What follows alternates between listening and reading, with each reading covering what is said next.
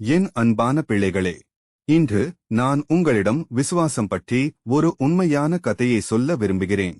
இந்த கதை உன் வாழ்க்கையில் பயம் வந்தாலும் விசுவாசம் இருந்தால் எப்படி வெற்றி பெறலாம் என்பதை கற்றுத்தரும். ஒரு நாள் என் சீடர்கள் படகில் கடலை கடந்து கொண்டிருந்தார்கள். அப்போது பலமான காற்று வீசியது. அலைகள் உயரமாக எழுந்தது.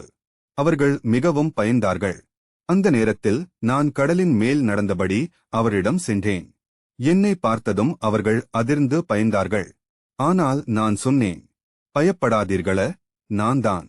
அப்போது பேதுரு என்னிடம் சொன்னான், கர்த்தாவே, நீர்தான் என்றால் என்னை உம்மிடம் வர சொல்லுங்கள். நான் அவனிடம் ஒரு வார்த்தை மட்டும் சொன்னேன், வா. பேதுரு விசுவாசத்துடன் படகை விட்டு இறங்கி நீரின் மேல் நடந்தான். ஆனால் அவன் காற்றையும் அலைகளையும் பார்த்தபோது அவனுக்கு பயம் வந்தது.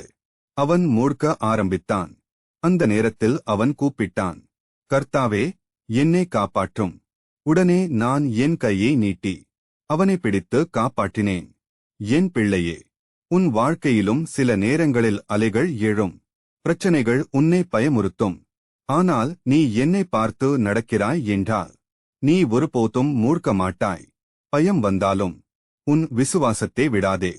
நான் உன் கையை பிடித்து உன்னை காப்பாற்றுவேன். இப்போது என் ஆசீர்வாதம் உன் வாழ்க்கையில் இருப்பதாக. உன் வீடு அமைதியாலும் சந்தோஷத்தாலும் நிரம்பட்டும்.